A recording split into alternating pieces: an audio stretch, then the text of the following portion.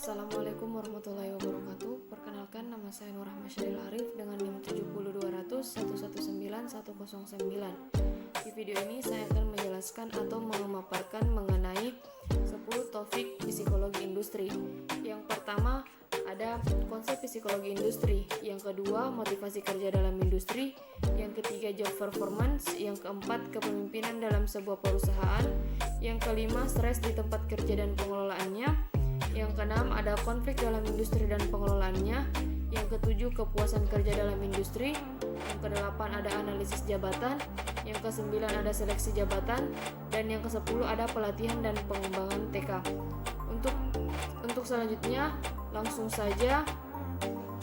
Materi pertama adalah konsep psikologi industri, di mana psikologi industri adalah aplikasi psikologi dalam bidang pekerjaan. Istilah psikologi kerja memiliki arti psikologi kerja dan organisasi. Dalam arti yang lebih luas, industri juga mencakup pengertian perusahaan. Psikologi industri dan organisasi adalah studi ilmiah tentang perilaku, kognisi, emosi, dan motivasi serta proses mental manusia yang ada di perusahaan atau organisasi yang berorientasi pada sistem kegiatan terkoordinasi sekelompok orang secara kooperatif untuk mencapai tujuan yang sama di bawah otoritas dan kepemimpinan tertentu menurut Wijono tahun 2010. Secara bahasa, istilah psikologi berasal dari kata fisik yang berarti jiwa dan logos yang berarti ilmu. Oleh karena itu, psikologi sering diartikan atau disingkat psikologi sebagai ilmu jiwa. Sedangkan psikologi industri adalah ilmu jiwa yang berhubungan dengan pekerjaan atau yang terjadi dalam industri. Selanjutnya ada sejarah psikologi industri, di mana psikologi kerja dan organisasi dimulai pada awal abad ke-20 dengan perkembangan tercepat terjadi selama Perang Dunia Pertama. Selama Perang Dunia II, bidang pendidikan dan pelatihan menjadi topik penting. Kurangnya tenaga kerja yang berkualitas membuat perusahaan meningkatkan in-company training. Sebagaimana ilmu baru, psikologi mulai dikenal dan berkembang di Indonesia sekitar tahun 1950-an. Selanjutnya ada manfaat dari psikologi industri. Yang pertama, membantu perusahaan atau industri maupun organisasi dalam memenuhi target dalam mencapai tujuan. Yang kedua, mampu memenuhi kesenjangan antara kebutuhan individu dan organisasi maupun industri.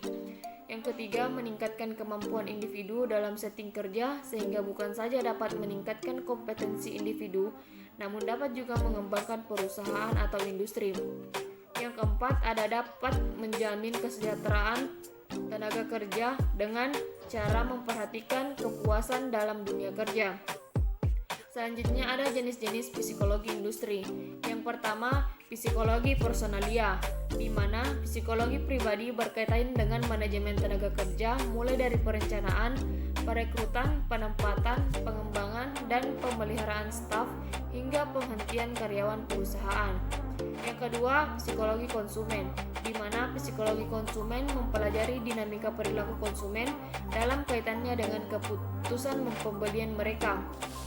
Yang ketiga, perilaku organisasi, di mana perilaku organisasi berkaitan dengan perilaku manusia dalam organisasi, baik secara individu maupun sebagai anggota kelompok.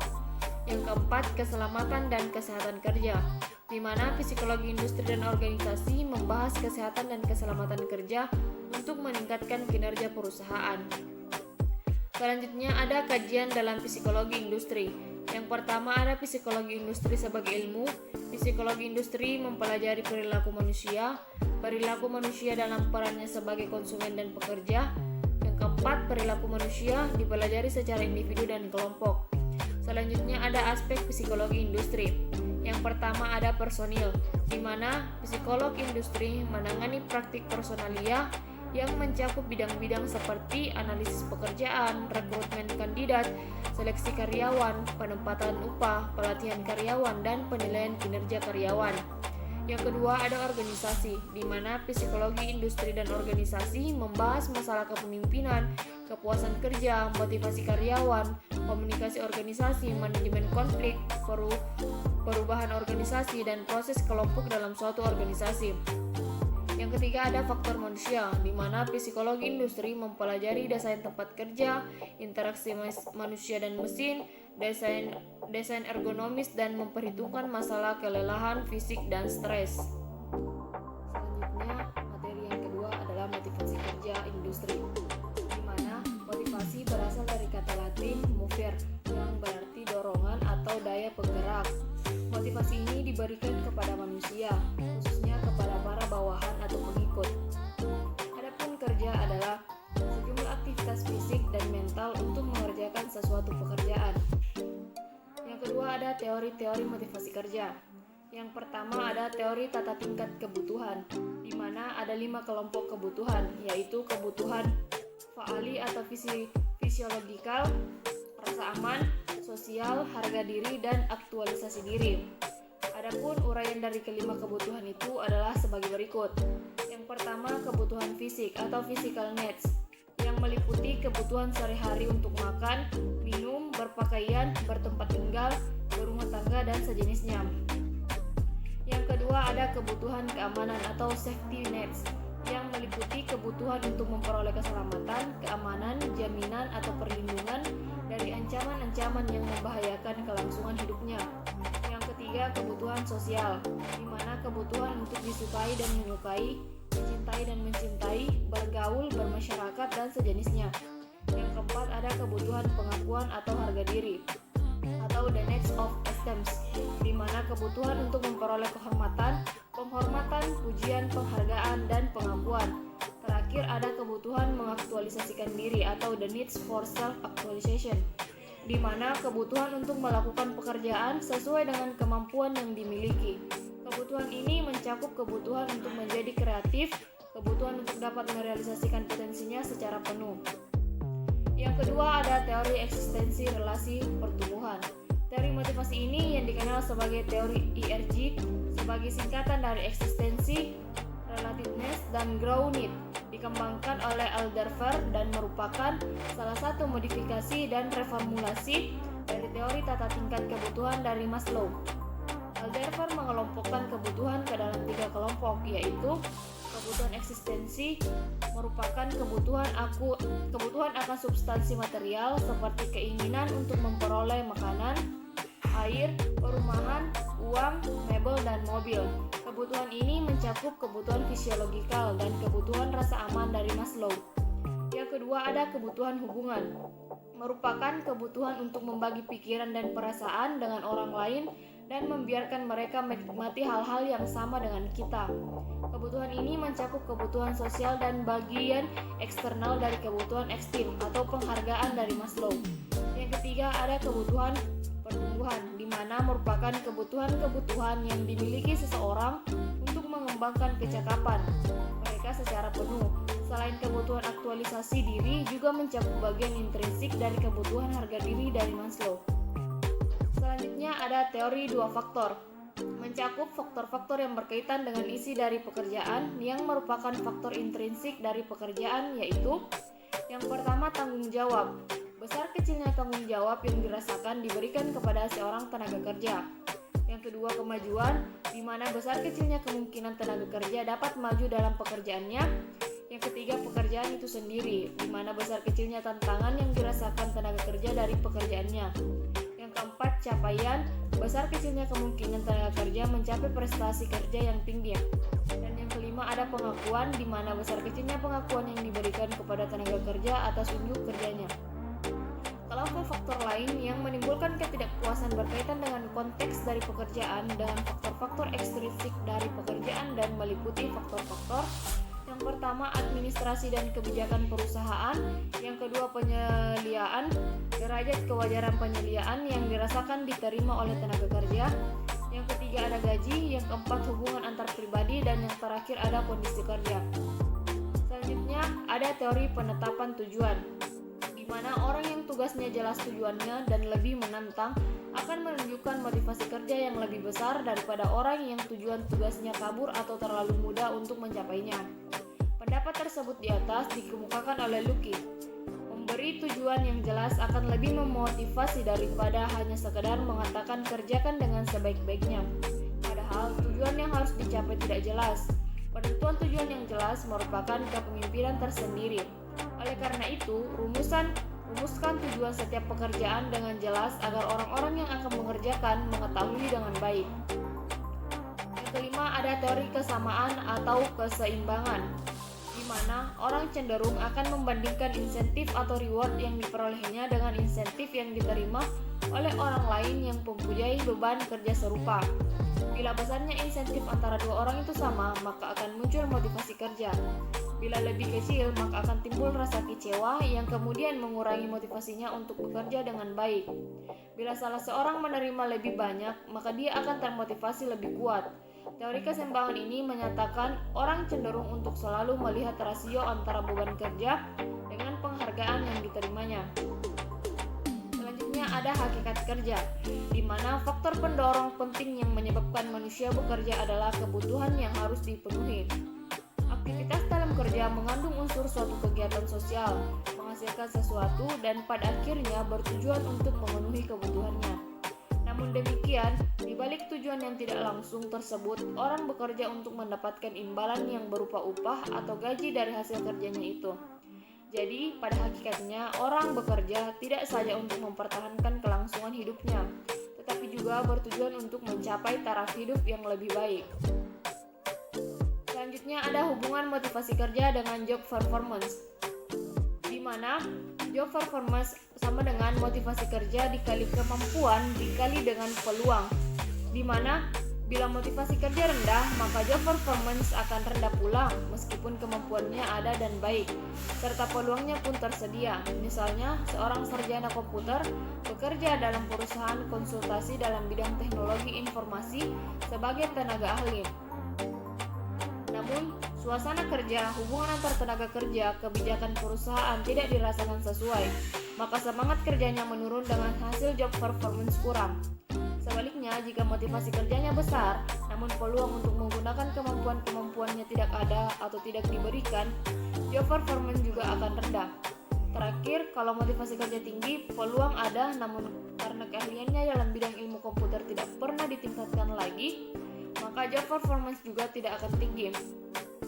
Selanjutnya ada pengukuran job performance, di mana untuk mengukur job performance, masalah yang paling pokok adalah menetapkan kriterianya. Menurut Jessup dan Jessup pada tahun 1975, yang pertama diperlukan dalam hal ini adalah ukuran mengenai sukses dan bagian-bagian mana yang dianggap penting sekali dalam suatu pekerjaan. Usaha untuk menentukan ukuran tentang sukses ini amatlah sulit, karena seringkali pekerjaan itu begitu kompleks sehingga sulit ada ukuran output yang pasti. Hal seperti ini terutama terdapat pada jabatan-jabatan yang bersifat administratif. Kesulitan dalam menentukan dasar ukuran ini merupakan masalah sensitif di kalangan ahli psikologi industri dan terkenal dengan the criterion problem.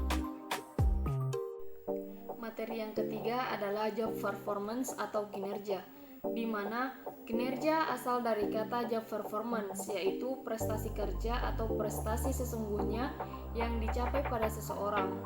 Jadi, job performance merupakan hasil kerja secara kualitas maupun kuantitas yang dicapai pada seorang pegawai saat melaksanakan fungsinya sesuai dengan tanggung jawab yang diberikan kepadanya. Yang kedua, ada faktor-faktor yang mempengaruhi job performance.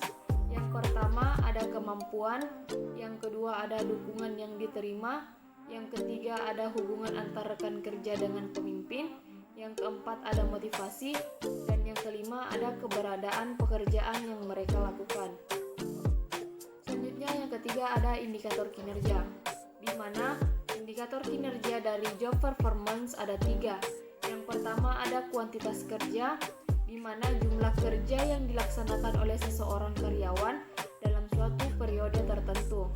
Yang kedua ada kualitas kerja, di mana menunjukkan kualitas karyawan dalam melaksanakan tugasnya, seperti ketepatan, kelengkapan, dan kerapian. Dan yang ketiga ada ketepatan waktu, di mana ketepatan waktu yaitu sesuai tidaknya dengan waktu yang direncanakan.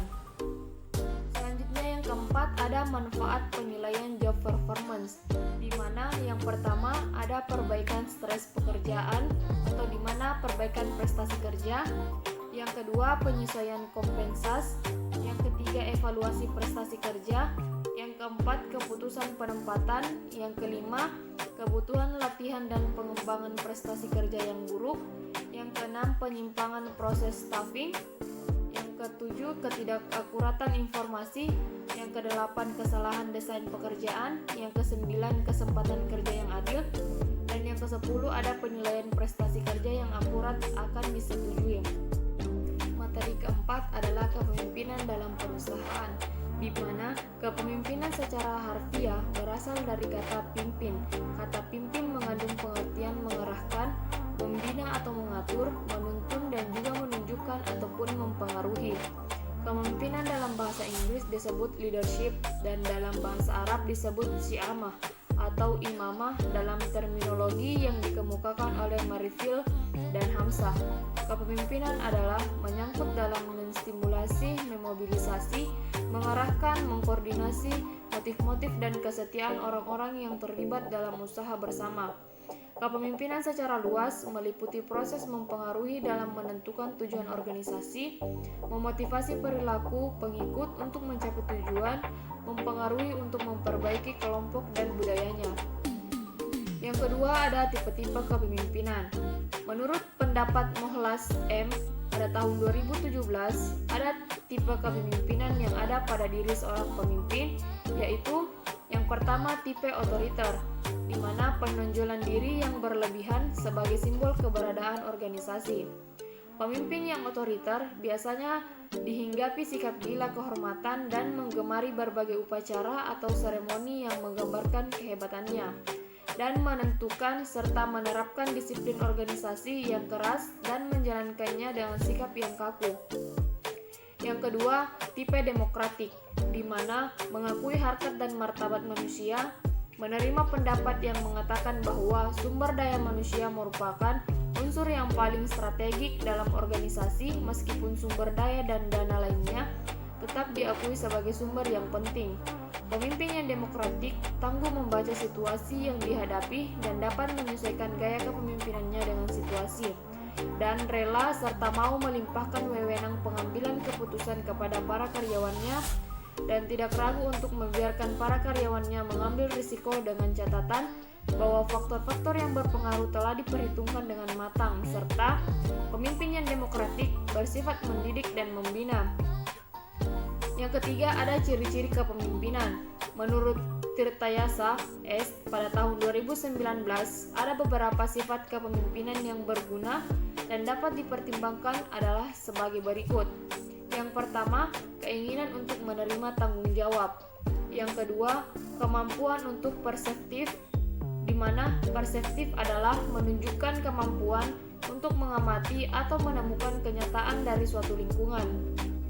Yang ketiga, kemampuan bersikap objektif, di mana kemampuan untuk melihat suatu peristiwa atau perluasan dari kemampuan persepsi. Yang keempat, kemampuan untuk menentukan prioritas. Dan yang kelima, kemampuan untuk berkomunikasi, kemampuan untuk memberikan dan menerima informasi. Selanjutnya ada gaya kepemimpinan, di mana yang pertama ada autokratis. Autokratis merupakan mendasarkan diri pada kekuasaan dan paksaan mutlak yang harus dipatuhi. Pemimpinnya selalu berperan sebagai pemain tunggal, berambisi untuk merajai situasi. Setiap perintah dan kebijakan selalu ditetapkan sendiri. Bawahan tidak pernah diberi informasi yang mendetail tentang rencana dan tindakan yang akan dilakukan. Semua pujian dan kritik terhadap segenap anak buah diberikan atas pertimbangan pribadi dan adanya sikap eksklusivisme. Yang kedua ada kepemimpinan demokratis, di mana pemimpin ikut berbaur dan berada di tengah-tengah anggotanya, aktif, dinamis dan terarah, serta pemimpin juga mau menerima masukan dari bawahannya. Yang ketiga ada kepemimpinan afiliatif, di mana kepemimpinan yang bersifat terbuka, tidak memberikan arahan kepada bawahan seperti menyuruh, melainkan memberi arahan dengan cara merangkul, dengan cara bekerja bersama, cenderung bertoleransi tinggi, lebih mudah memaafkan kesalahan bawahan, dan fleksibel, serta meningkatkan inovasi. Yang keempat, ada kepemimpinan visioner, di mana fokus pada tujuan organisasi, membuat rencana jangka panjang, mengembangkan visi bagi masa depan organisasi, selalu berada dalam kondisi siap dan dinamis untuk perubahan, serta selalu mengetahui perubahan kebutuhan konstituen. Selanjutnya ada teori kepemimpinan, di mana teori kepemimpinan yang pertama adalah teori sifat, yang kedua teori perilaku, yang ketiga teori situasional atau kontingensi, yang keempat teori transaksional dan teori transformasional, yang kelima teori implisit, dan yang keenam ada teori karismatik. Selanjutnya ada fungsi kepemimpinan, yang pertama fungsi perencanaan, yang kedua fungsi memandang ke depan, yang ketiga fungsi pengembangan loyalitas, yang keempat fungsi pengawasan, yang kelima fungsi mengambil keputusan, dan yang keenam adalah fungsi memberi motivasi. Selanjutnya ada kepemimpinan dalam perusahaan, di mana kepemimpinan menurut Rahman dan Prasetya pada tahun 2018 adalah adanya proses mempengaruhi karyawan atau dapat memberi contoh kepada bawahnya untuk mencapai tujuan suatu organisasi. Kepemimpinan merupakan hal yang sangat penting bagi suatu organisasi untuk menghasilkan budaya kerja yang berkualitas dalam perusahaan. Dengan adanya budaya kerja yang berkualitas, maka akan memaksimalkan produktivitas perusahaan. Tercapainya kinerja karyawan yang meningkat akan berpengaruh terhadap kualitas perusahaan, sehingga karyawan akan mendapatkan penghargaan atau seperti bonus. Motivasi kerja juga dapat menumbuhkan semangat tinggi dari karyawan. Materi yang kelima ada stres di tempat kerja dan pengelolaannya, di mana stres secara etimologi diambil dari bahasa Latin yang artinya kekerasan, kesukaran, atau kemalangan. Adapun dalam kamus lengkap psikologi, stres adalah suatu keadaan tertekan baik secara fisik maupun psikologis. Stres kerja adalah suatu kondisi sebagai kelebihan permintaan dan tekanan yang meluap-luap yang membuat ketidakseimbangan fisik dan mental, yang mempengaruhi perasaan, cara pandang, dan keadaan seorang pekerja. Jumlah tekanan yang berlebihan akan membahayakan kapasitas individu untuk mengelola kerjanya dengan tujuan akhir untuk memperoleh hasil kerja yang maksimal. Selanjutnya ada faktor-faktor stres kerja. Yang pertama, faktor-faktor lingkungan. Yang kedua, faktor-faktor perusahaan. Yang ketiga, faktor individu atau kondisi di luar lingkungan kerja. Yang ketiga, ada gejala-gejala akibat stres kerja terhadap karyawan, di mana menurut Robbins tahun 2017-375, dampak stres kerja terdiri atas 3 kategori secara umum, yaitu gejala fisik, di mana sakit kepala, sakit punggung, kehilangan nafsu makan, makan berlebihan, bahu tegang, diare, insomnia, kelelahan, sering flu, gangguan perut, dan nafas pendek. Yang kedua ada gejala psikologis, di mana seperti mudah lupa, kebosanan, ketidaktegasan, ketidaksabaran, pikiran yang kaku, depresi, kecemasan, tidak logis, apatis, kesepian, merasa tidak berdaya, dan ingin melarikan diri. Yang ketiga, gejala perilaku, seperti keresahan, mudah marah, sifat suka memerintah, rentan mengalami kecelakaan, isolasi sosial, membela diri, kecurigaan, tidak memiliki rasa humor, mudah bingung, pekerjaan yang buruk, serta mangkir kerja. Selanjutnya ada pengelolaan stres kerja atau manajemen stres kerja. Ada 2 pendekatan dalam mengelola stres kerja, yaitu yang pertama pendekatan individu, meliputi meningkatkan keimanan, melakukan meditasi dan pernafasan, melakukan kegiatan olahraga, melakukan relaksasi, dukungan sosial dari teman-teman dan keluarga, serta menghindari kebiasaan rutin yang membosankan.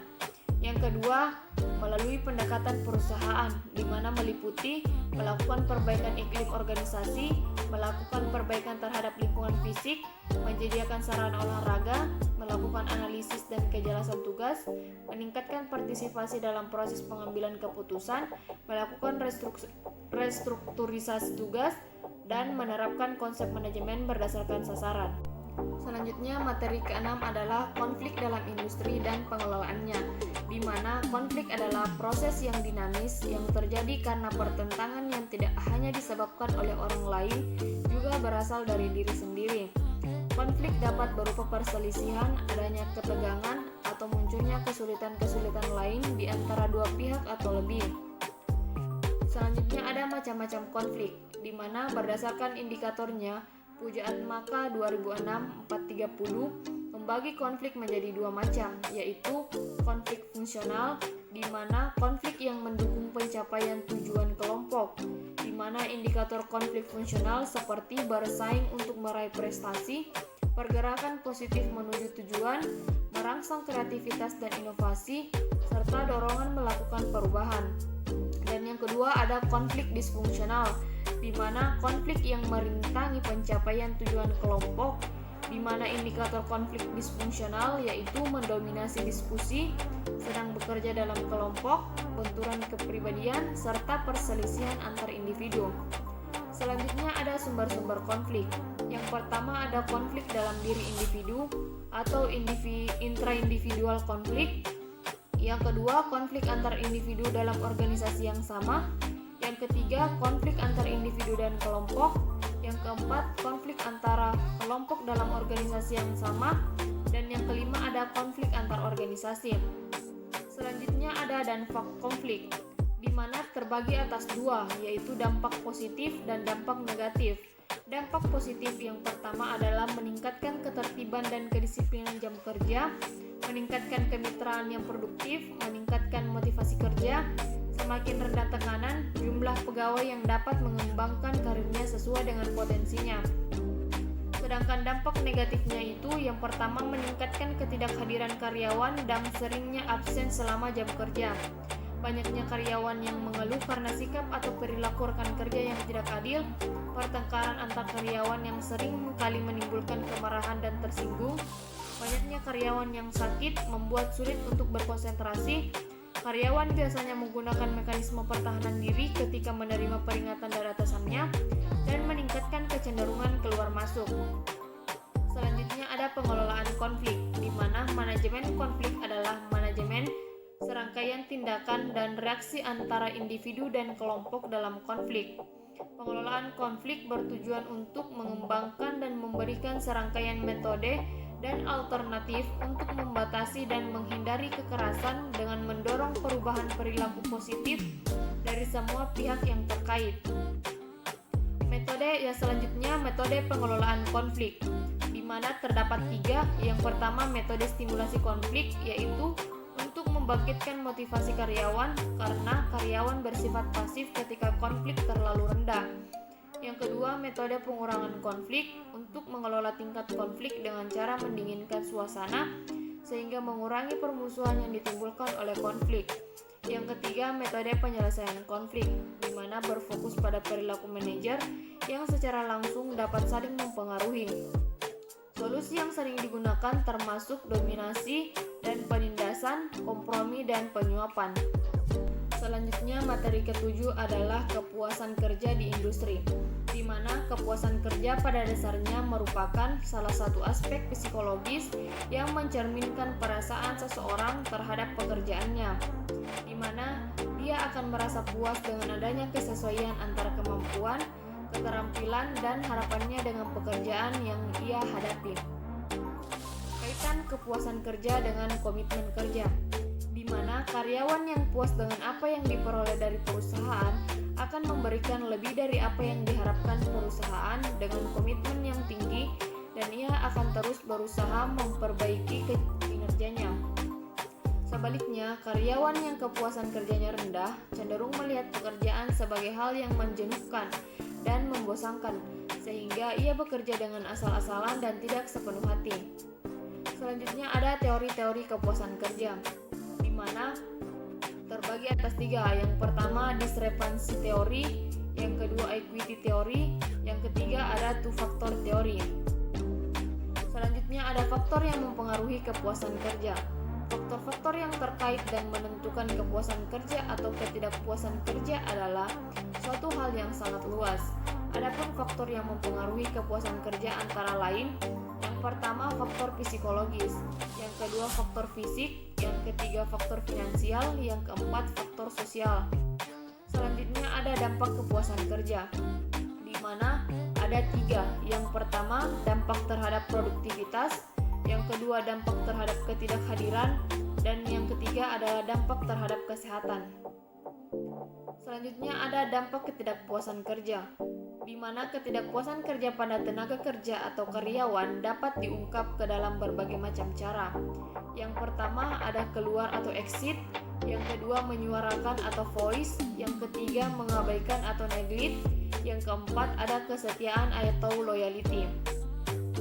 Selanjutnya materi ke-8 adalah analisis jabatan industri, di mana menurut para ahli mengenai analisis jabatan, menurut Sirait tahun 2006 H46 adalah proses untuk memperoleh informasi serinci mungkin mengenai fakta-fakta yang terjadi yang diperlukan guna menyelesaikan tugas-tugas yang ada dalam suatu jabatan, di mana analisis jabatan adalah proses untuk memperoleh informasi secara rinci mungkin dan fakta-fakta yang berhubungan dengan setiap jabatan yang diperoleh dan dicatat secara sistematis, serta menganalisis persyaratan apa saja yang diperlukan dalam sebuah pekerjaan serta personil yang dibutuhkan dalam pekerjaan sehingga sumber daya manusia yang dipilih dapat melakukan pekerjaan itu dengan baik dan benar. Yang kedua ada manfaat analisis data. Yang pertama, penarikan, seleksi dan penempatan pegawai. Yang kedua, sebagai petunjuk dasar dalam menyusun program latihan dan pengembangan. Yang ketiga, menilai kinerja atau pelaksanaan kerja. Yang keempat, memperbaiki cara bekerja pegawai. Yang kelima, merencanakan organisasi agar memenuhi syarat atau memperbaiki struktur organisasi sesuai beban dan fungsi jabatan. Yang keenam, merencanakan dan melaksanakan promosi serta transfer pegawai. Dan yang ketujuh ada bimbingan dan penyuluhan pegawai. Selanjutnya ada tahapan analisis jabatan. Yang pertama, persiapan dan perencanaan. Yang kedua, pengumpulan data. Dan yang ketiga ada pengolahan data. Selanjutnya, materi ke-9 adalah seleksi dan penempatan kerja di industri, di mana seleksi merupakan proses kegiatan pemilihan pada individu tertentu dari segenap kelompok karyawan yang berpotensial untuk menjalankan atau mengemban amanah di suatu jabatan tertentu. Sedangkan penempatan tenaga kerja adalah tindak lanjut dari proses seleksi. Kriteria yang harus dipenuhi dalam pelaksanaan penempatan karyawan ialah kesesuaian pengetahuan, kesesuaian keterampilan, dan kesesuaian kemampuan. Selanjutnya, pentingnya pelaksanaan seleksi dan penempatan kerja di industri, di mana kegiatan seleksi yang dilakukan oleh perusahaan bertujuan untuk mendapatkan calon tenaga kerja terbaik sesuai dengan kebutuhan perusahaan. Sementara itu, penempatan merupakan salah satu fungsi terpenting dalam manajemen sumber daya manusia. Tepat tidaknya seorang ditempatkan pada suatu posisi tertentu tergantung pada fungsi penempatan. Jika fungsi penempatan tidak dilaksanakan dengan baik, maka dengan sendirinya akan berakibat fatal terhadap pencapaian tujuan-tujuan organisasi. Penempatan tenaga kerja tersebut akan disesuaikan dengan bakat dan kemampuan kandidat yang akan mengisi posisi pekerjaannya. Selanjutnya, ada proses seleksi yang efektif, di mana jika perusahaan dapat melaksanakan proses ini dengan cara yang tepat, jujur, cermat, dan objektif, maka dapat dipastikan perusahaan akan dapat menghemat biaya perusahaan dan mendapatkan calon tenaga kerja yang baik dan berkualitas. Sistem seleksi yang efektif pada dasarnya memiliki 3 sasaran, yaitu keakuratan, keadilan, dan keyakinan. Tujuan proses seleksi.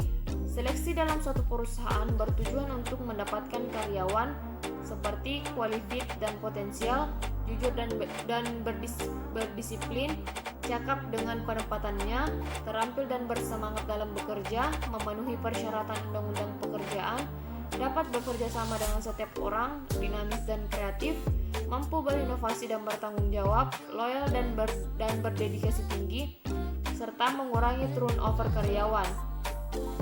Selanjutnya ada proses penempatan kerja yang efektif, di mana pada dasarnya apa saja yang menjadi sasaran proses penempatan sumber daya manusia ialah mengisi lowongan pekerjaan yang tersedia dalam perusahaan agar orang ditempatkan itu tidak berombang-ambing dalam menunggu tempat dan apa yang akan dikerjakan, menempatkan orang yang tepat pada posisi dan tempat yang tepat, dan agar perusahaan dapat bertindak efisien dengan memanfaatkan SDI yang berhasil direkrut. Selanjutnya, hambatan-hambatan dalam seleksi. Yang pertama, tingkat validitas yang berbeda. Yang kedua, hambatan biaya yang dimiliki perusahaan karena metode-metode itu memiliki biaya yang terkadang murah atau memiliki biaya yang terkadang tidak murah. Yang ketiga, ada hambatan lain seperti tolak ukur, penyeleksi, dan pelamar. Selanjutnya, hambatan-hambatan penempatan kerja. Yang pertama ada efektivitas, yang kedua ada tuntutan hukum, dan yang ketiga ada pencegahan separasi atau PHK.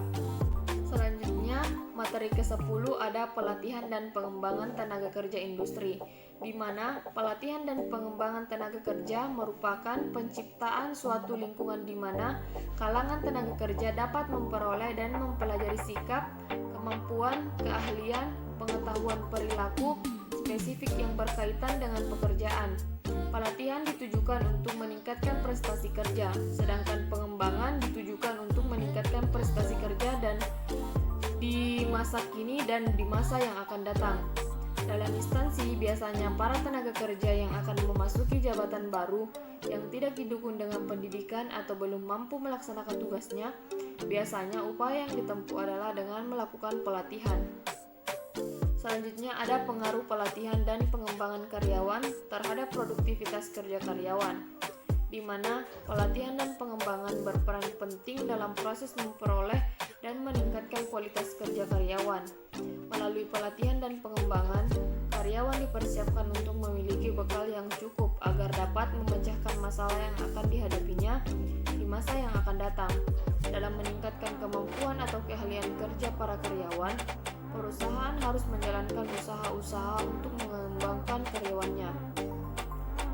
Selanjutnya ada tujuan pelatihan dan pengembangan tenaga kerja, di mana yang pertama memperbaiki kinerja, meningkatkan keahlian para karyawan, yang ketiga memecahkan permasalahan operasional, yang keempat promosi karyawan, dan yang kelima memenuhi kebutuhan pertumbuhan pribadi.